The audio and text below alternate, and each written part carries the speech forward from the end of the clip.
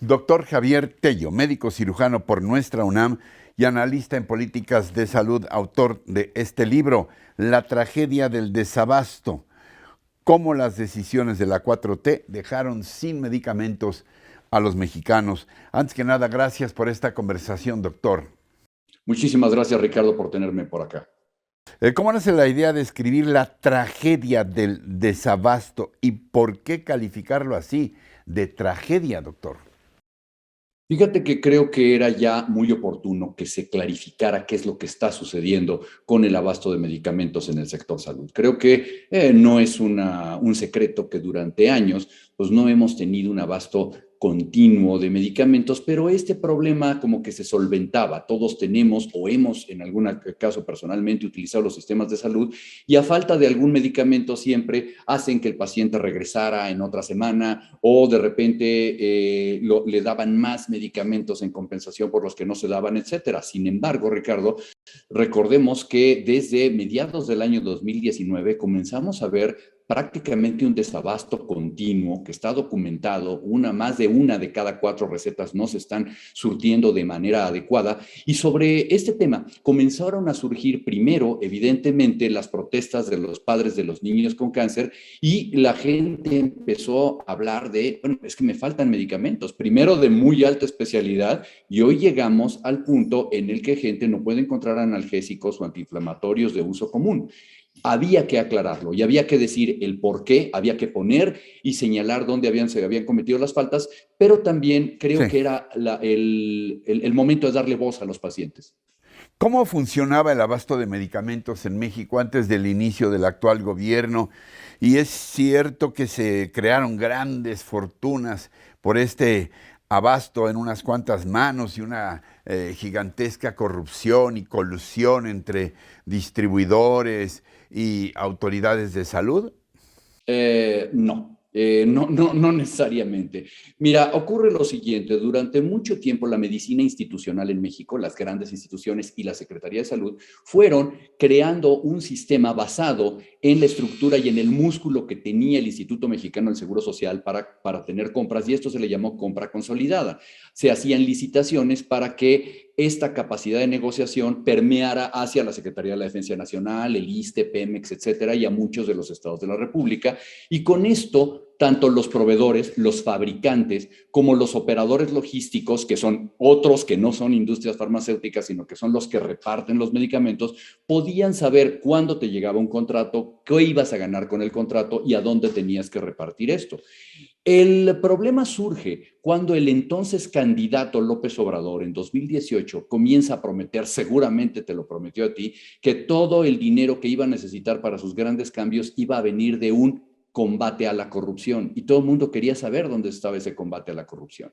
Alegando esto es que se centraliza el sistema de compras federales de todo en la Oficialía Mayor de Hacienda y quienes nos dedicamos a analizar el sector salud levantamos la ceja diciendo ¿y cómo van a saber ellos de qué se trata? El problema fue que al tomar el mando quitan este sistema de compras consolidadas y gente verdaderamente inexperta, ignorante del sistema de salud y del sistema de compras, se hace cargo y empieza a querer buscar negociaciones de precios y de condiciones contractuales y a eliminar a los proveedores logísticos y esto le da al traste a todo el sistema y a partir del primer semestre de 2019 tenemos prácticamente más del 70% de medicamentos faltantes.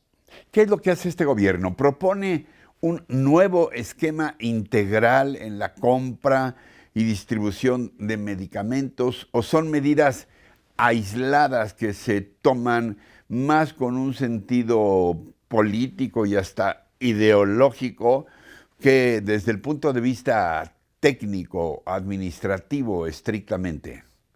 Creo que lo dices excelentemente bien. Número uno, yo he puesto tres factores importantísimos en este mal manejo. Número uno, Ricardo, la ignorancia. El poner a gente que no sabía cómo funcionaba el sistema de salud y cómo funcionaba el sistema de compras de adquisiciones. Prácticamente llegaron a principios del 2019 a aprender y a querer entonces descubrir el hilo negro. Número dos, a una incompetencia enorme, porque 2 años y medio después no hemos logrado entender lo que salió mal y no hemos logrado corregirlo.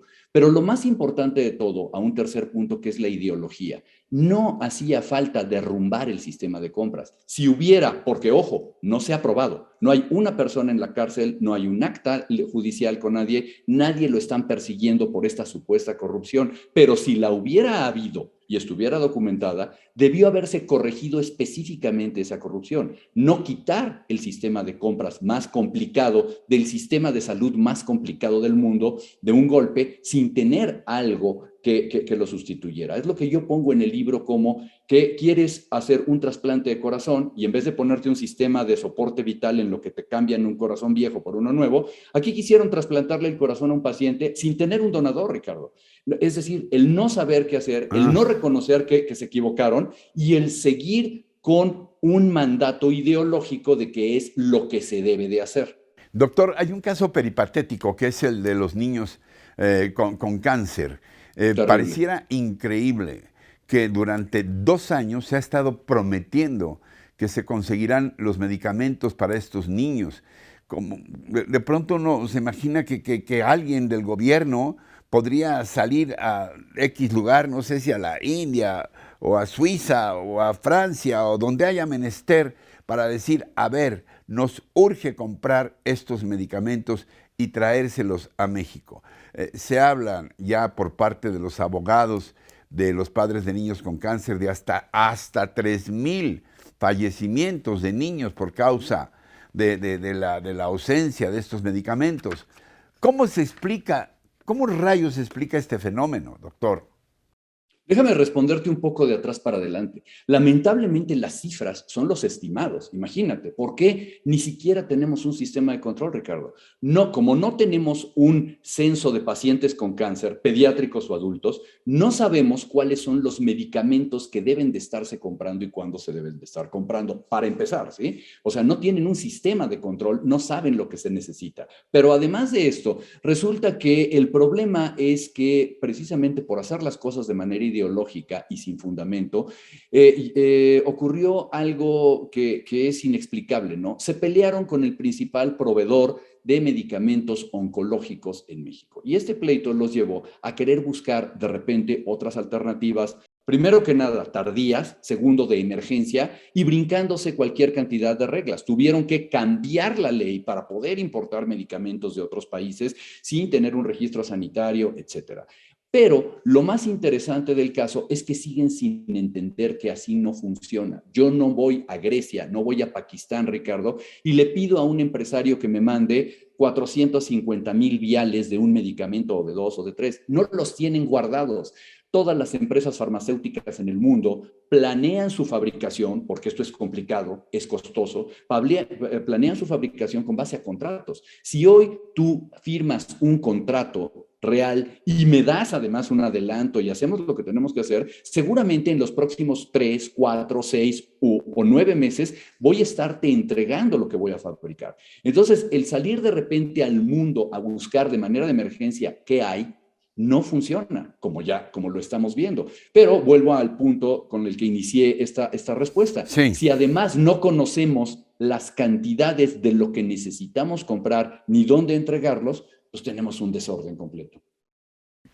Además del asunto estrictamente del abasto, que lo has explicado muy bien, ¿qué otras determinaciones del actual gobierno nos han llevado a lo que tú calificas como la peor crisis de salud en México? Esto ya es mucho más amplio.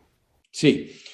Bueno, evidentemente que en este gobierno rápidamente podemos catalogar 3 grandes catástrofes en salud. La primera es el desabasto de medicamentos, la tercera es el mal manejo de la pandemia, pero en medio de las dos, el 1 de enero de 2020 nos amanecimos sin seguro popular. Y esto cómo repercute también ya, como me dices, no necesariamente en el abasto, sino en la repercusión a la población. Lo que sucede es que antes, cuando existía el seguro popular, muchas instituciones tenían varios medios de financiamiento. Uno, la recuperación de cuotas, ¿sí? Es decir, tú ibas a un Instituto Nacional de Salud o algún servicio de salud estatal y te cobraban una cuota con un estudio socioeconómico y en muchos de estos casos estas cuotas de recuperación eran pagadas por el Seguro Popular, ¿sí? A todos los asegurados del Seguro Popular era como los iban a reembolsar. Dos, no era el ideal. Nunca he dicho que fuera el ideal, pero si hubiera algún faltante, los médicos podían mandarte a ti a la farmacia a comprar ese medicamento, ese catéter o alguna cosa que faltara de instrumental quirúrgico, te mandaban a comprarlo.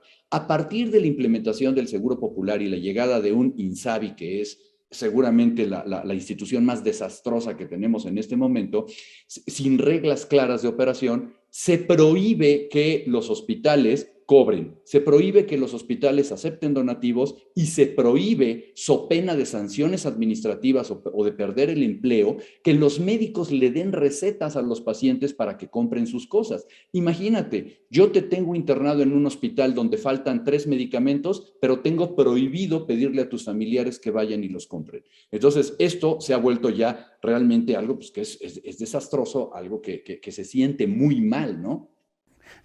Doctor, dos preguntas finales. Has hablado a lo largo de esta conversación de elementos como la ignorancia, la incompetencia, una ideologización de el sector salud. ¿Cuál es la relevancia que tiene, además de cualquier fenómeno que pudiera darse en el tema de la corrupción, etcétera? O dime si es también una forma de la corrupción el designar a personas que no tienen la capacidad y el conocimiento para hacerse cargo de ciertas tareas, sobre todo tareas prioritarias. A ver, yo ni siquiera recuerdo su nombre porque es un señor absolutamente gris, pero sí sé que el actual director del INSABI, que suplió al Seguro Popular, era el guía de turistas del presidente López Obrador, un antropólogo experto en Palenque, que era el que atendía todas sus visitas en su rancho próximo, etcétera, que ya sabemos todos cómo se llama, la chingada. Esto, ¿qué relevancia tiene o qué importancia tiene? ¿De qué manera el que haya gente así en esos cargos afecta la salud de todos nosotros? Bueno, es claro que lo que yo esperaría, por lo menos, Ricardo, es que la gente que estuviera al mando de esto tuviera por lo menos un conocimiento de qué se trata. Es claro que Juan Ferrer no tiene el menor conocimiento del sistema de salud, y no lo digo yo, solamente quiero que vean las intervenciones que ha tenido en órganos tan reputados como la Academia Mexicana de Medicina. La Academia Nacional de Medicina, él ha presentado cosas que son fatales, que son imperdonables, no entiende de lo que se trata. Pero más allá de eso, el cuento es, yo estoy tratando de combatir la corrupción. El resultado hoy es completamente el contrario, porque hoy las instituciones están comprando sin licitación, más del 70% de las compras son sin licitación, a proveedores oscuros no identificados y sin la capacidad de negociación que tenía. Es decir, compro, yo no sé bajo qué mecanismos, a precios más caros y perdemos toda la capacidad de ahorro que se tenía en salud. Antes, no sé si hubo corrupción, porque, insisto, no se trata de que el presidente en un memorándum me acuse de corrupto o de inmoral. Se trata de que me lo prueben y que esto esté sustentado Sí, claro. jurídicamente. Pero hoy tenemos exactamente el fenómeno inverso del que querían. No entiendo a dónde vamos. ¿Hay finalmente alguna salida a esto? ¿Hay posibilidades de rehacer de alguna manera este Sistema Nacional de Salud con su espina dorsal, que es la distribución de medicamentos, doctor?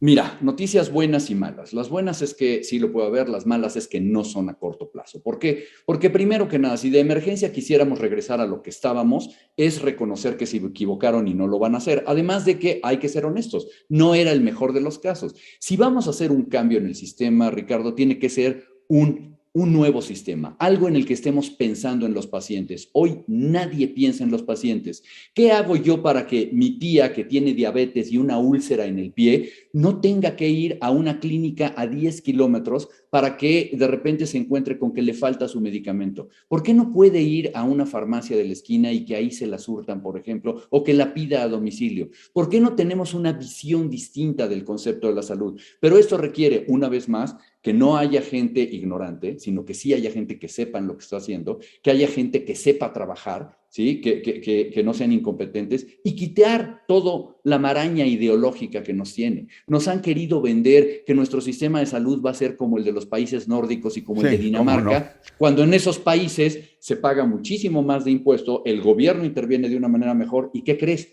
No hay una gratuidad completa. Todos los pacientes terminan pagando un copago o terminan pagando algo por la dispensación de sus medicamentos. ¿Algo más que quieras puntualizar para quienes nos ven y nos escuchan, doctor, en esta área que es tu pasión y a la que has dedicado tus esfuerzos en tu libro, La tragedia del desabasto?